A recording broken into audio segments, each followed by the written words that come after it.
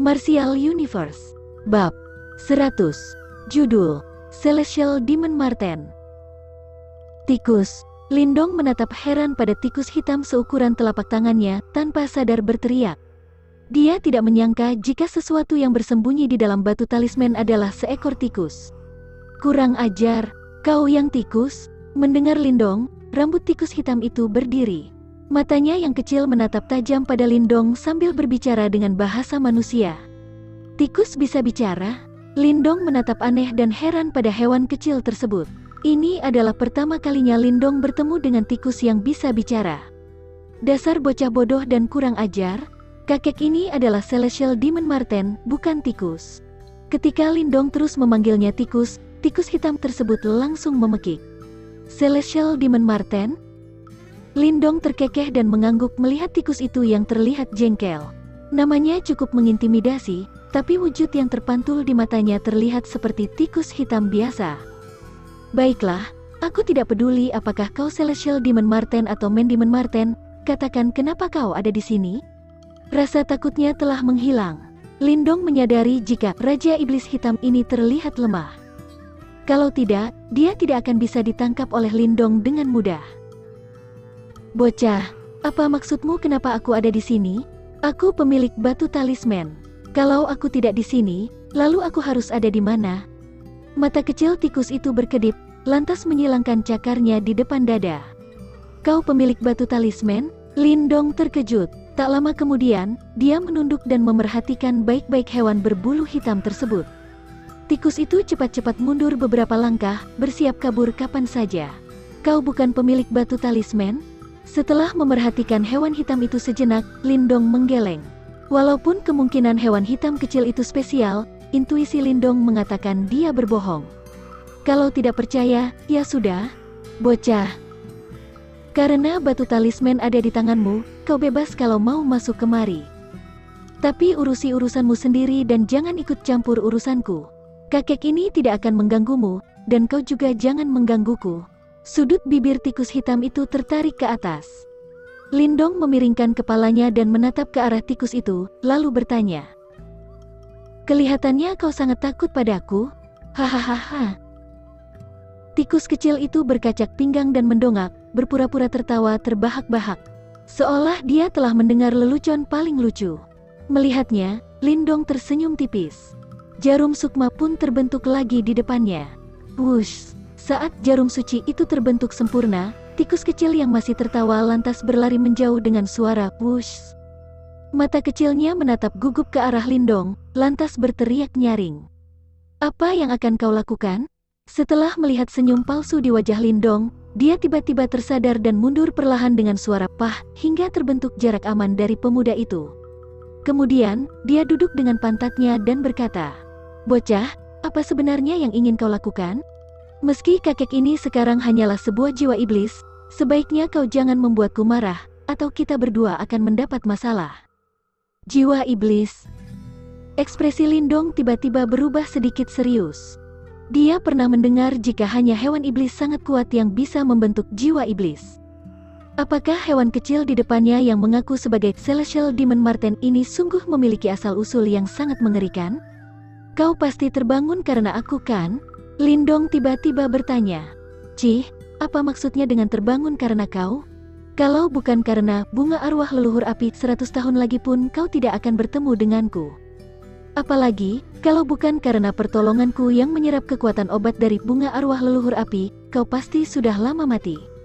Balas tikus itu dengan nada menghina. Baiklah, berarti memang waktu itu aku selamat karena bantuanmu? Lindong terkejut, tapi kemudian terkekeh dan membalas. Menyadari Lindong bisa menerima segalanya secara gamblang, tikus kecil itu pun terkesima beberapa saat. Dia menatap curiga pada pemuda itu dan mengatakan, Bocah, mungkinkah kau berniat mengikatku dan mengambil jiwa iblis milikku? Apa keuntungan yang akan kudapatkan kalau memakan jiwa iblismu? Lindong bertanya penasaran. Tidak ada untungnya, tidak ada. Tangan tikus kecil itu dikibaskan cepat. Dia diam-diam menghela napas lega dalam hati ketika melihat Lindong yang tampak tidak mengetahui hal-hal semacam itu. Dia baru saja bangkit kembali baru-baru ini dan masih sangat lemah. Bahkan Lindong pasti bisa memakan jiwa iblisnya dengan mudah. Karena itu, dengan sifat waspada bawaan, dia bersembunyi di dalam kegelapan sejak awal, tidak berani menunjukkan diri. Bisa kau jelaskan kenapa ada di sini? Jangan coba-coba membohongiku, atau... Ekspresi Lindong berubah menjadi lebih serius sembari bertanya menyelidik. Setelah dia mengetahui hewan itu menyembunyikan diri di dalam batu talisman, Lindong merasakan sesuatu yang tidak normal. Sudah kubilang sebelumnya, aku adalah pemilik batu talisman. Baiklah, aku adalah salah satu pemilik batu talisman sebelum kau. Melihat ekspresi curiga Lindong, tikus kecil itu tidak punya pilihan lain selain meralat kalimatnya sebelum melanjutkan. Tak lama setelah aku mendapatkan benda itu, aku diburu. Pada akhirnya, aku dipaksa bunuh diri. Jiwa iblisku lari ke dalam batu talisman sebagai usaha terakhir.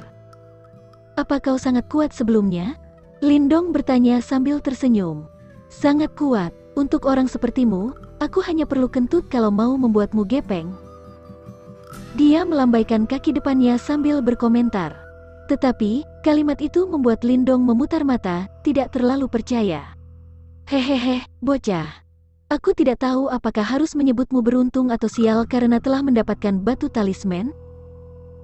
Mata tikus itu tiba-tiba menatap lekat Lindong dan tertawa aneh. Kenapa? Lindong bertanya terkejut.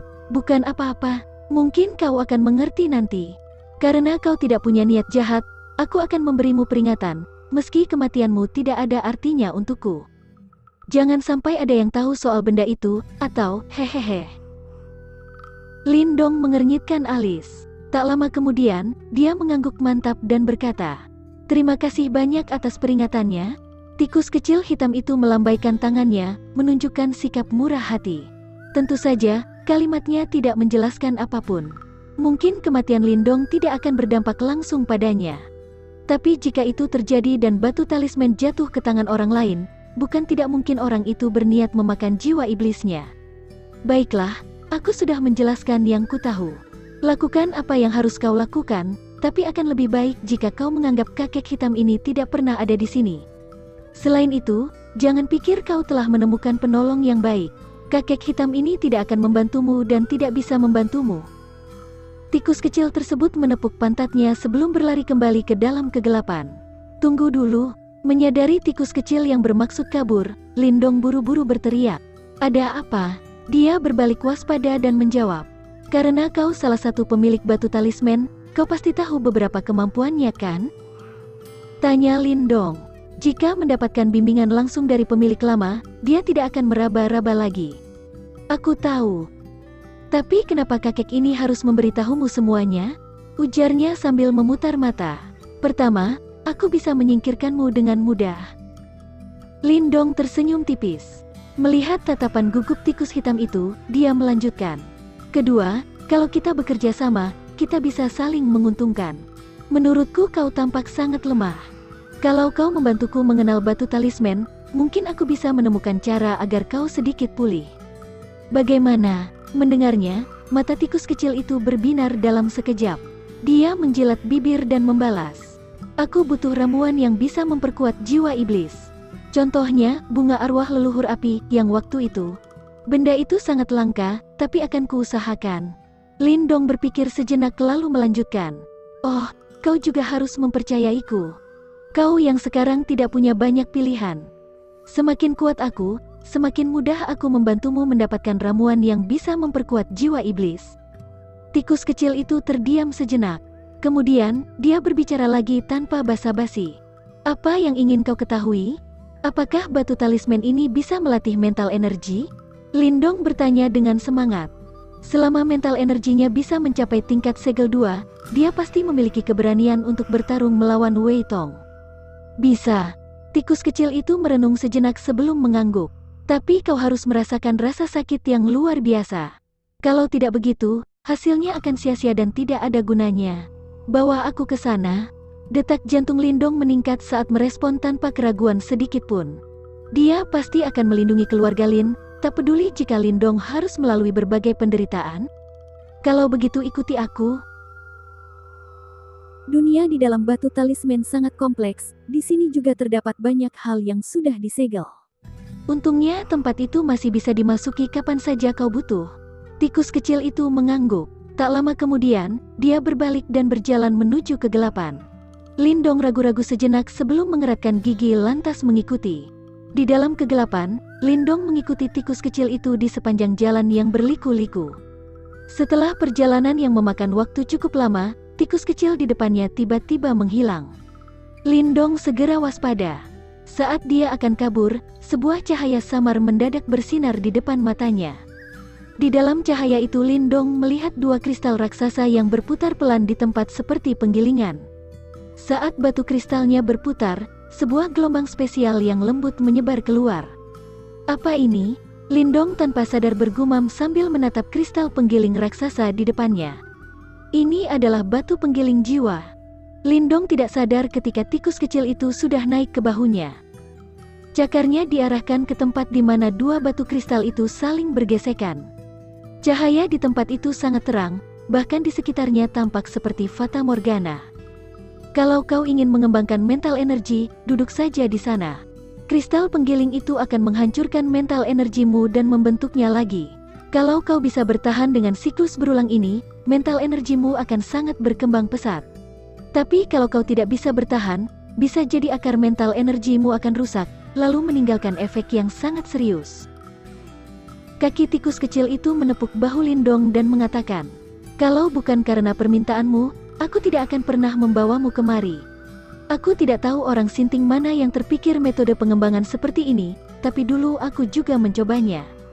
Sejak saat itu, meski kau memukuliku sampai mati pun, aku tidak akan menyentuh benda itu lagi."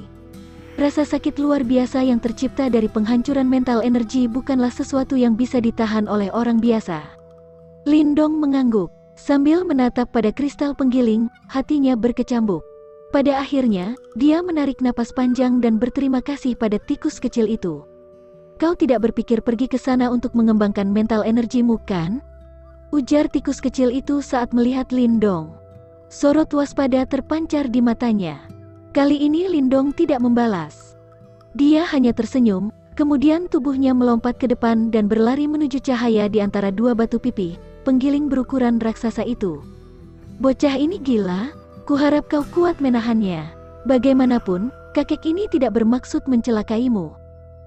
Tikus kecil itu menggeleng dan menghela napas ketika melihat tindakan Lindong.